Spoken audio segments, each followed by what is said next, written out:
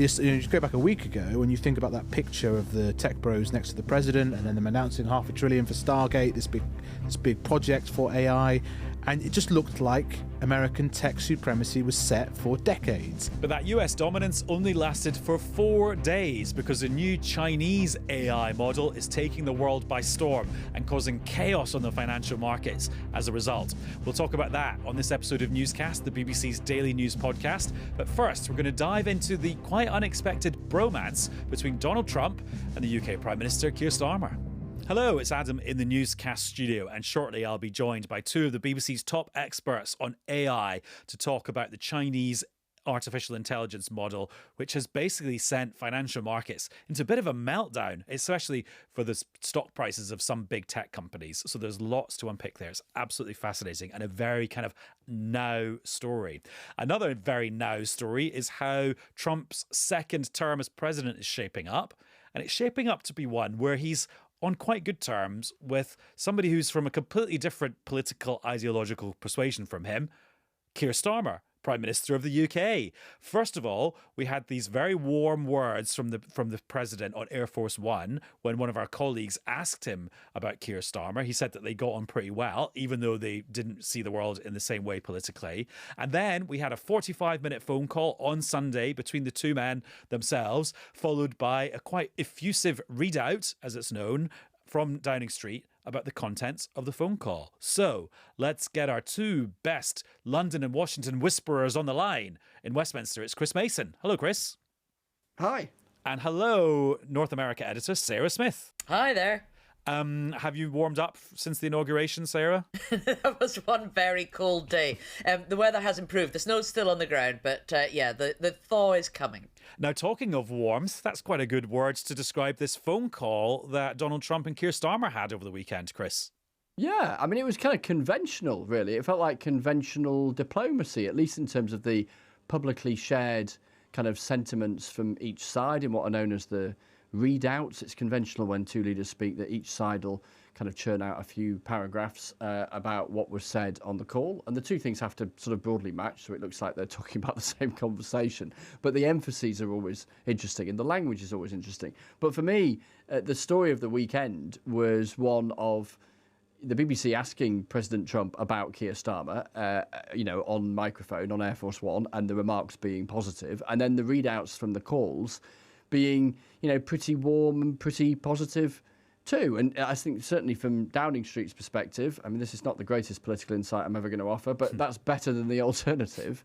And, ahead of the likely trip that the Prime Minister will make to Washington, I suspect in the next 2 or 3 weeks, 3 or 4 weeks roughly, that's a kind of useful basis upon which to start. I think both sides are aware that there's significant differences of character, significant difference of political outlook, and there will be significant differences on particular policies, no doubt, to come. But as things stand, the exchanges are pretty warm. And as I say, pretty conventional, which is newsworthy given that the new or returning incumbent in the White House is anything but usually. Because, yes, Sarah, if Donald Trump doesn't like somebody, he says it.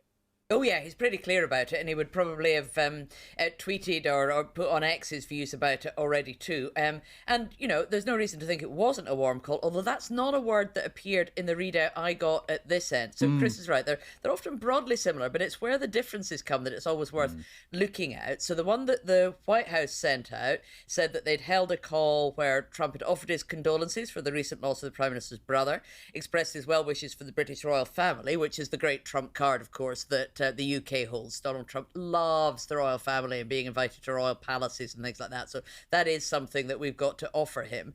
And then it said that the two leaders discussed the recent release of an Israeli-British hostage and also how both countries can promote a fair bilateral economic relationship. I think the word fair is doing a lot of heavy lifting there. But warm wasn't something that came into it. Although he did say very encouraging things when he was asked by the BBC on Air Force One about Keir Starmer, saying that he doesn't always agree with him, but that he has a very good relationship with him and that they'd enjoyed meeting each other a couple of times, that they'd had dinner before. I was chatting, Adam, to someone high up in government at this end when I was asking for a bit of interpretation, a bit of extra detail on top of the what a Downing Street spokesman had said and sent out to journalists. And I'm just looking in my notes now, and you'll notice a recurring word. Very warm, very good, very personal, very positive, very encouraging. Very, very. So exactly, but they also acknowledged it was lots of talk about working together rather than policy detail. In other words, agreeing not to talk about the stuff that they know they disagree about, so that therefore you create a conversation where it is warm and it is pretty agreeable because you've not talked about the stuff where there will be disagreements. And Sarah, we've got a convenient list from Pippa Crerar, the political editor at The Guardian, who posted on social media all the things that it sounds like they didn't talk about where there might be disagreement, starting off with the identity of the UK's new ambassador to Washington, Lord Mandelson. Well, so there's a little bit of controversy around this because there was a story appeared in the British press saying that there's a possibility that Donald Trump will refuse Peter Mandelson's credentials when he arrives as the new UK ambassador. So that's a formal thing that you do when a new ambassador arrives. You have to present a letter or something to the administration and they sign off that, they will now speak to you as the UK's representative.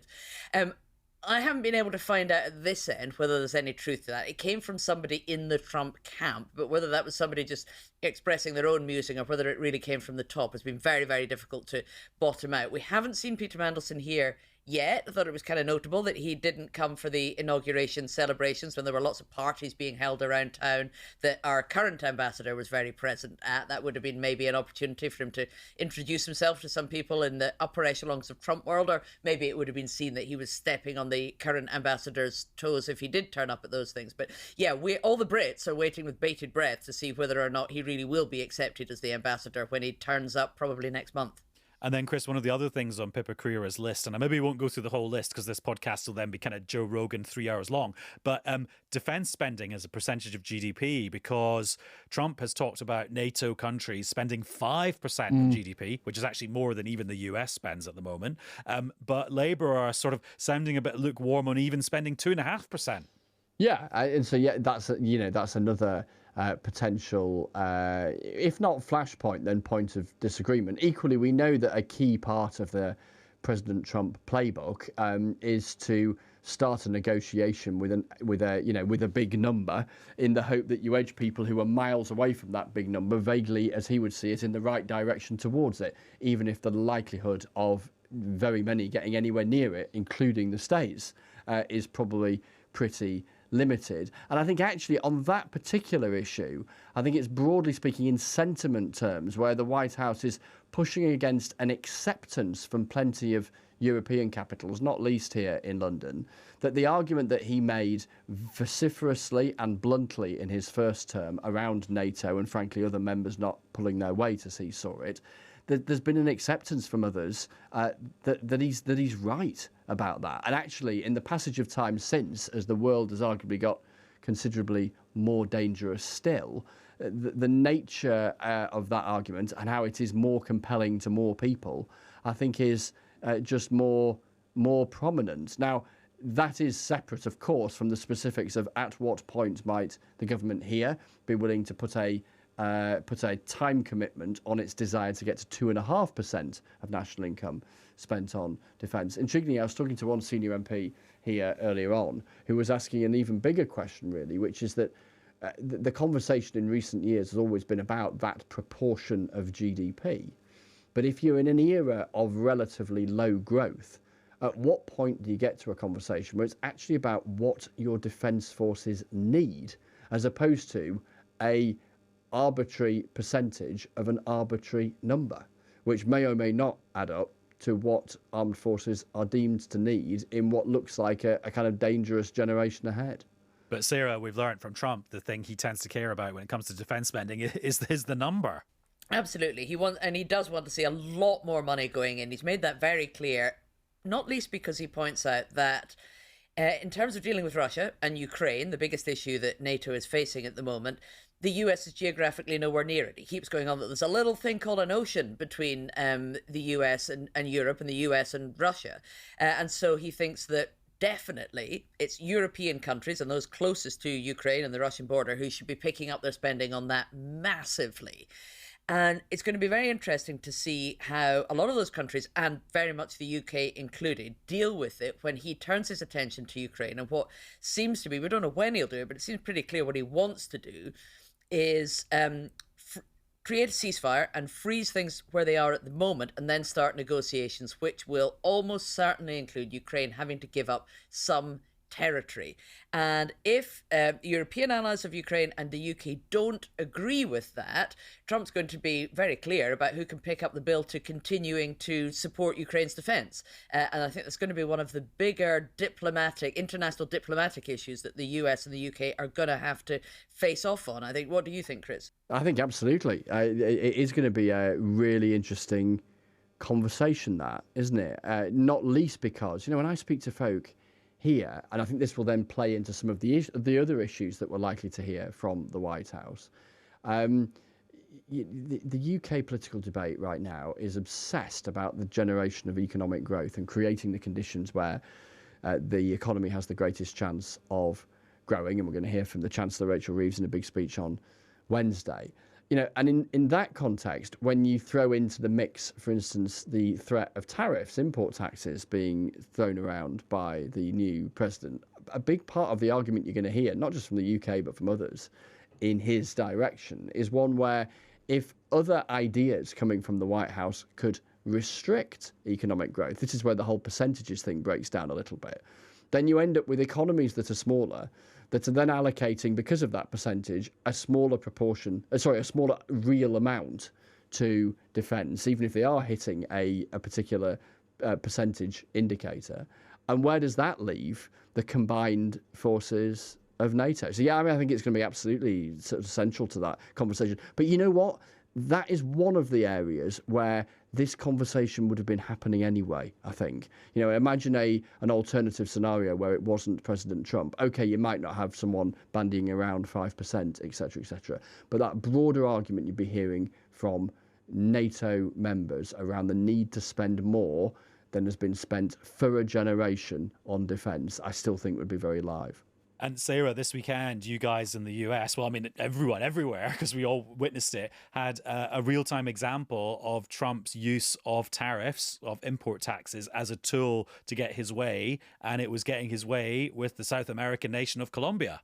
Yeah, he certainly did. I'll run you through very briefly what happened, because as you know, the other thing that Donald Trump is very, very focused on, alongside economic tariffs, is immigration and trying to deport, well, ultimately millions, he says, of undocumented migrants who are living in the United States. And so there's been an effort in the last few days for customs officials to go and round up as many illegal immigrants as they can find and forcibly deport them, and actually using military aircraft to do it. And the staging of this is all part of the optics, of the theatricality of it. Donald Trump wants to be seen to be doing this as well as actually achieving it.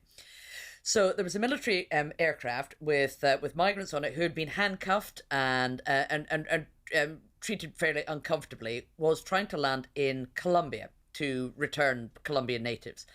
And the Colombian government were angry enough about this, about the manner in which they were being treated, that they refused the aircraft the right to land.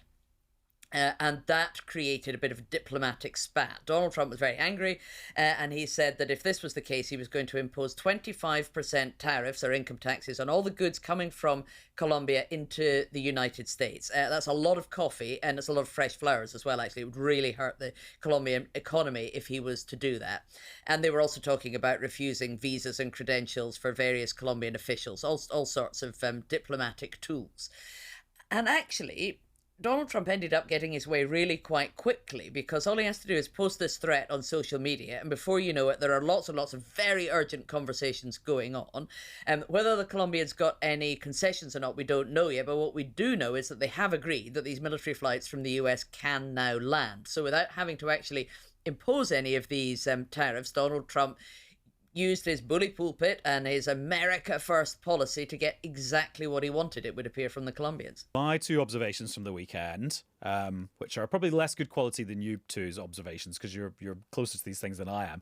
Number one, on tariffs. So Rachel Reeves, the Chancellor, when she was on Laura's show on Sunday, was saying, she didn't say these exact words, but she was sort of suggesting that the UK can relax a bit when it comes to the threat of tariffs, because actually, in quite a few years, the US has had a trade surplus with the UK. In other words, the US has sold more to the UK than the UK has sold to the US. And quite often, Trump is talking about tariffs as a way of balancing trade deficits where other countries sell more to the US than the US sells to them. So meaning that maybe the UK wouldn't be quite in the same position as some other countries. But what the Colombia example shows is that was to get an objective. That was as part of a negotiation. It wasn't to redress a perceived trade imbalance that Trump saw between the two countries. So maybe the UK isn't as potentially as exempt as Rachel Reeves might like us to think from that interview with Laura.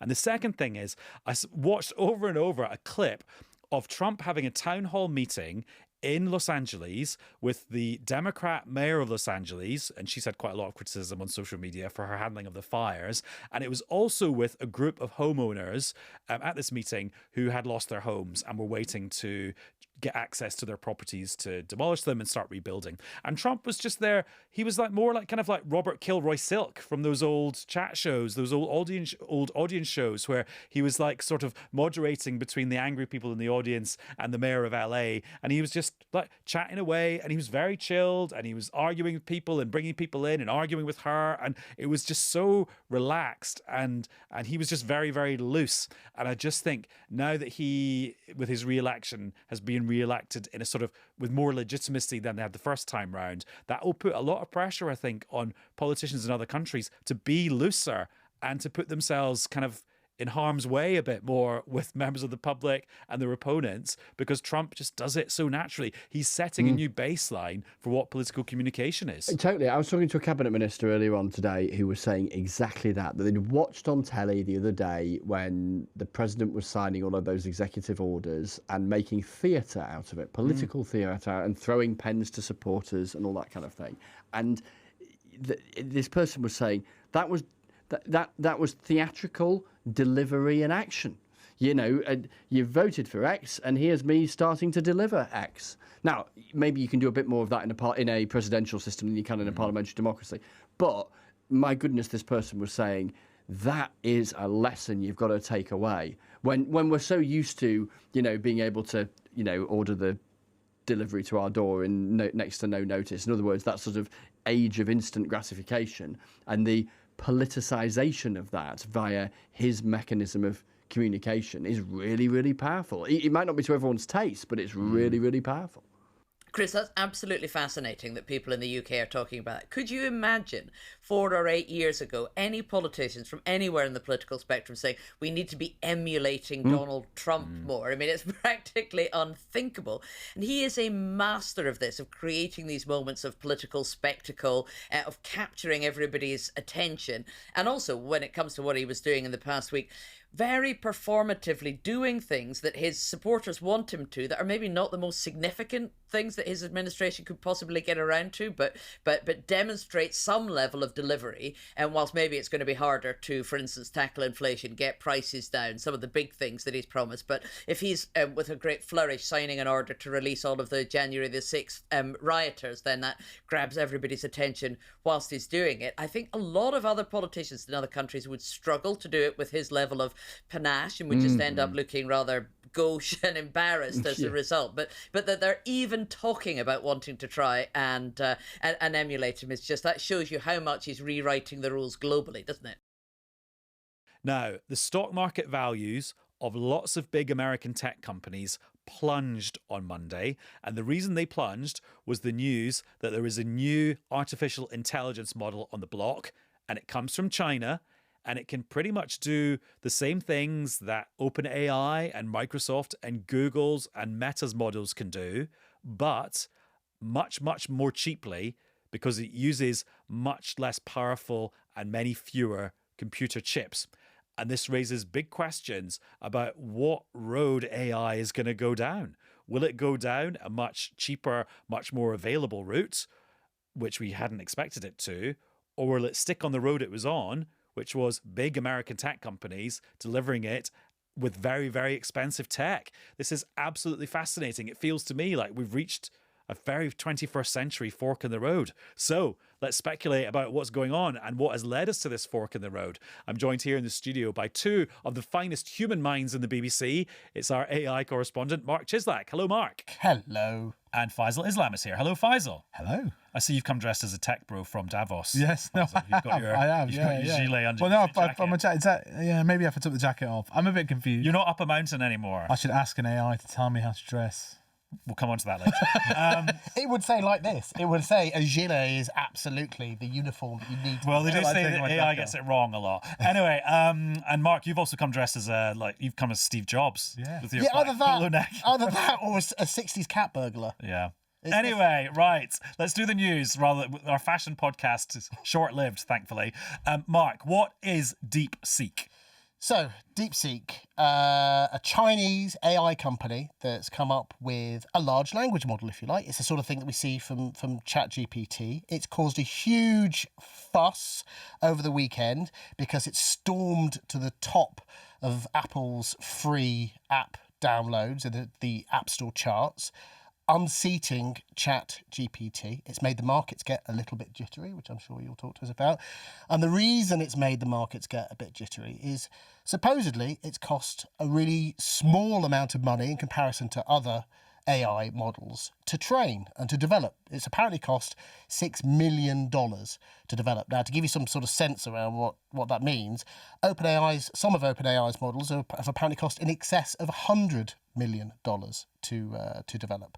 So this has resulted in the value of quite a few tech companies taking quite a big hit on the markets today because there's thinking perhaps that we're in a bit of an AI bubble, that these companies are overvalued, and that the investment that we're seeing in them isn't really, it's not representative of the value that we're going to see back from them in the short term. Yeah, so lots to talk about there. But Faisal, just to expand on the market reaction, is this basically lots of traders going, oh, hang on, OpenAI, Microsoft, Google, you guys were about to spend billions and billions and billions. Maybe you don't need to spend. Is that what it comes down to?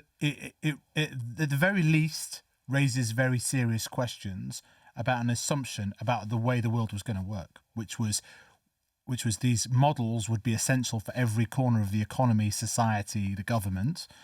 Therefore, amazing amounts of compute power would be required.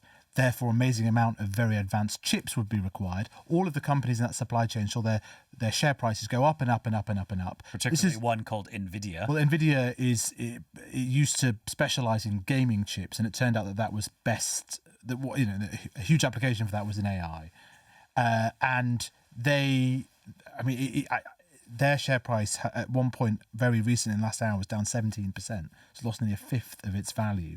I think it's lost more than the value of Exxon, the oil company.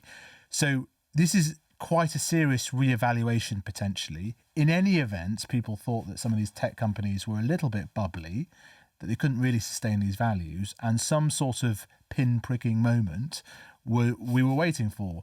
I think this may be more than that, though, because actually I think what it says is, this, you go back a week ago and you think about that picture of the tech bros next to the president and then them announcing $500 billion for Stargate, this big project for AI, and it just looked like American tech supremacy was set for decades. But it was actually for 4 days. Well, and then suddenly you have this, and in fact, you said I just come back from Davos. It was actually the end of the World Economic Forum where people just started literally running around. Have you heard about this Deepseek thing?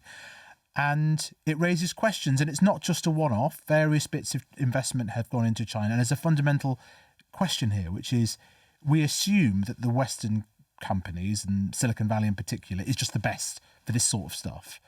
But in AI, what matters isn't just the quality of the innovation. By the way, China's got thousands and thousands of PhDs, but it's also the quality of the data.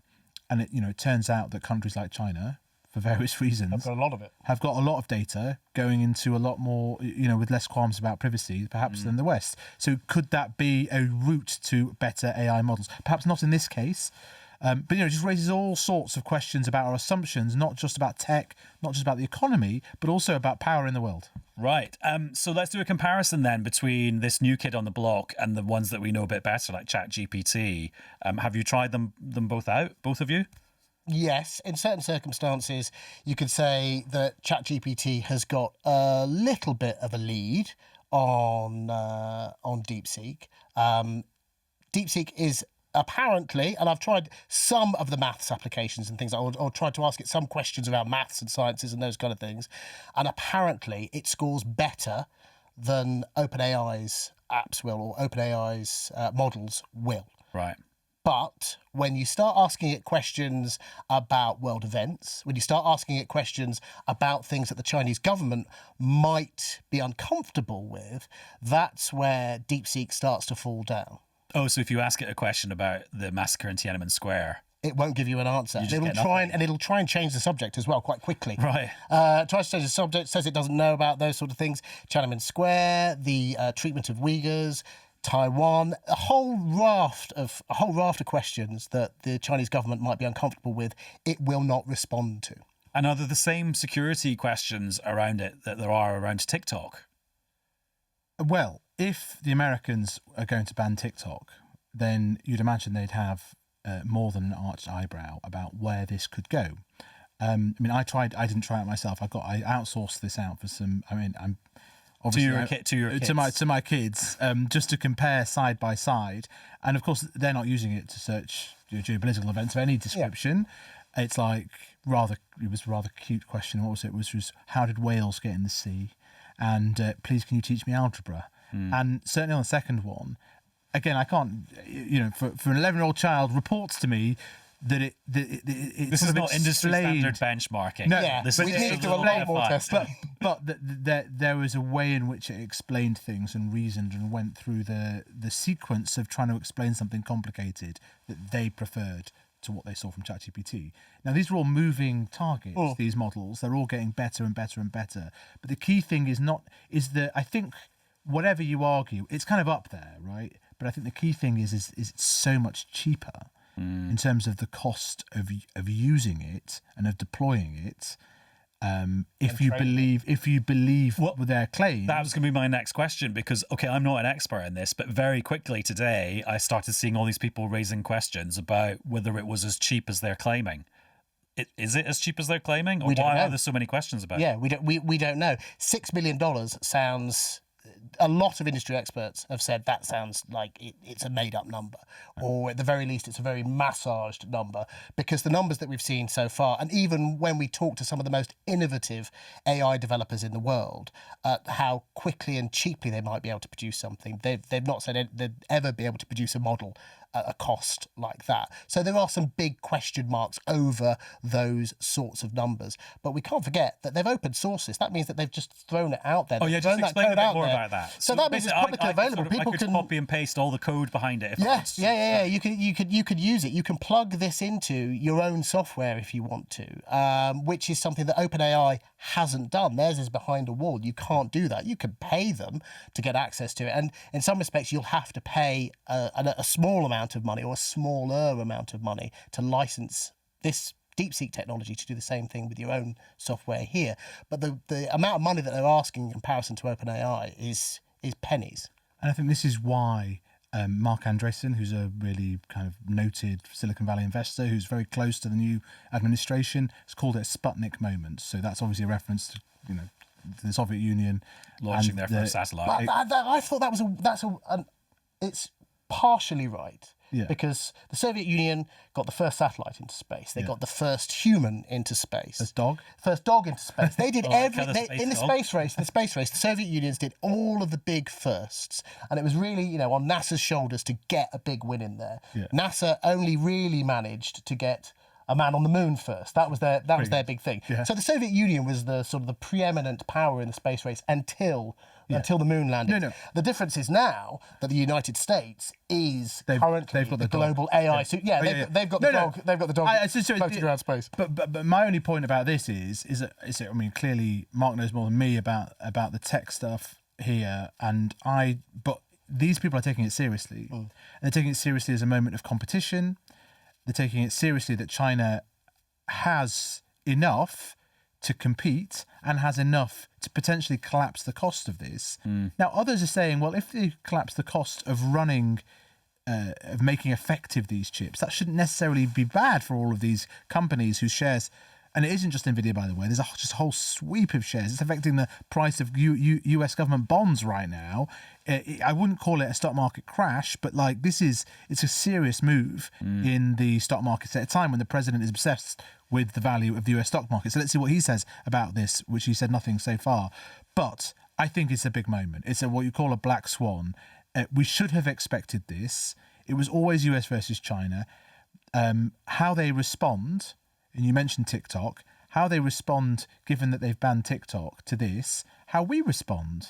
What's the cybersecurity command going to say about whether this sort of stuff should be downloaded, about us chucking data into that? I'm sure if it's school kids asking how it's to teach algebra, maybe that's okay. No risk.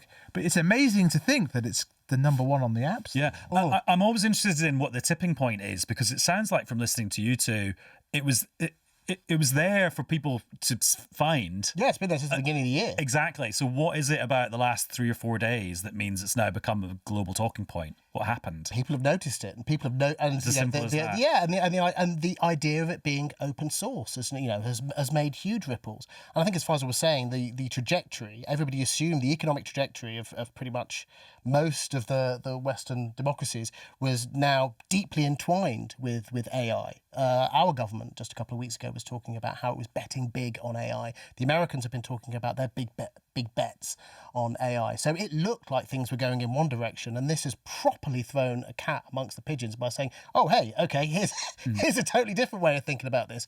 But it's also, there's an inspirational thing to take from this as well, that for countries that aren't already the dominant AI superpower and have all of this investment and have the ability to grab hold of this, tens of billions of dollars worth of investment, it's inspirational for them, because it means that you can start thinking in more innovative ways. You can start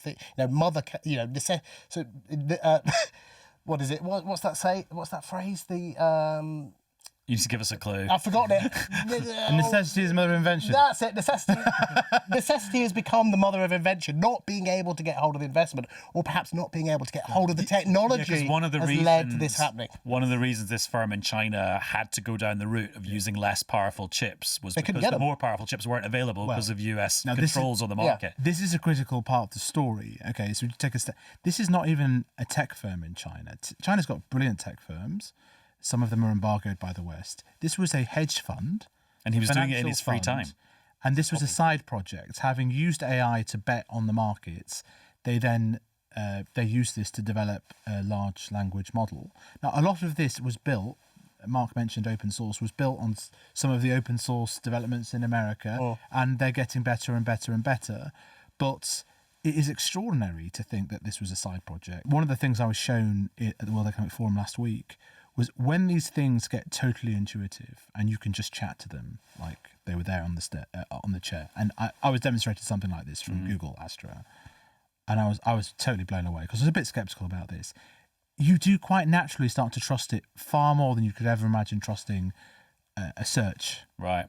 And then you wonder, and I don't know what the answer to this question is. There's a lot of smoke and mirrors in a lot of those demonstrations. It's just talking about the psychological. Yeah, I'm saying, okay, but we can envisage a situation where the quality of the output of something like ChatGPT gets so good that it becomes conversational. That's within the next 3 years. Absolutely. Yeah, okay? So when that happens, your ability, the amount of information you will then give to that thing, like, it's very difficult to restrict it. And imagine that, you let your younger relatives. People are having relationships with chatbots. Well, I mean, I wasn't going to go there. People are already doing that. We don't need to even go there. People are already doing that. Then, of course, there's the job implications of you never need to hire another call center worker ever again. No, but I'm thinking about the business model, Adam. I'm thinking like how in the past we started off searching and it was pure maths and algorithm, what's the most relevant, and then the advertisers sort of got in and it was slightly changed what came the top of the rank.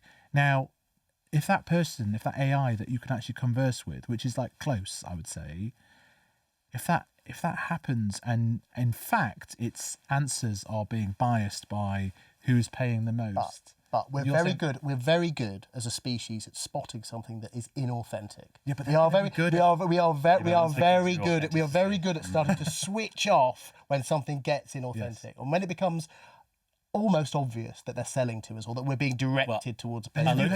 I look forward to you two disagreeing about this multiple times for the next few years. But just one last note for you, Faisal. I mean, if you think back to the government's AI strategy 2 weeks ago, and then Rachel Reeves has got this big growth speech on Wednesday, like, this is a government that moves at kind of like 20th century pace, and actually the technology and the world and the markets are moving at 22nd century pace already. How do those two things coexist? I noticed a significant uptick in the pace at Davos last week, which was being done with the world, trying to impress the world's investors.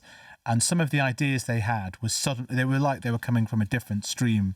Like ministers, you mean? For ministers, yeah, and some of their advisors as well. So, for example, they've quite quickly moved towards this position on trying to wave through people on visas in the AI industry and in pharmaceuticals. One way of reading that, you don't hear the government say this, but certainly from the pharmaceutical industry, for example, is, oh, look, something might be happening in America where pharmaceutical industry might not be quite the flavour of the month, shall we say. So there might be an exodus.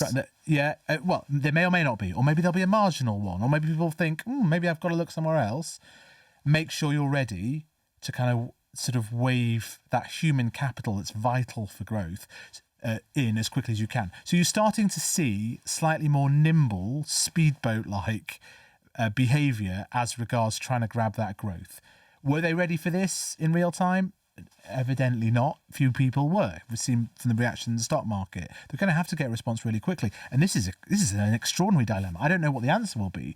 Do you say, like I suspect the Americans will get to, although Silicon Valley seems okay with it, do you stop this? Do you shut this down? Do you ban it, like TikTok? Or does Britain say, do you know, this is actually transformative for the world? We need to sort of have a slightly middle ground. Don't know the answer to that question. Oh, we should say on the TikTok ban in America, it's got quite confused, hasn't it? So Congress passed a law that the courts kind of gave a thumbs up to, but then Trump came in and said, I'm going to give myself a couple of months to decide whether to implement this or not. Brackets, I'm not going to implement it because I love TikTok. No, you're absolutely right, yeah. So it's a bit more confusing than that. Anyway, Faisal, thank you very much. Thank you. Mark, thanks to you too. Thank you.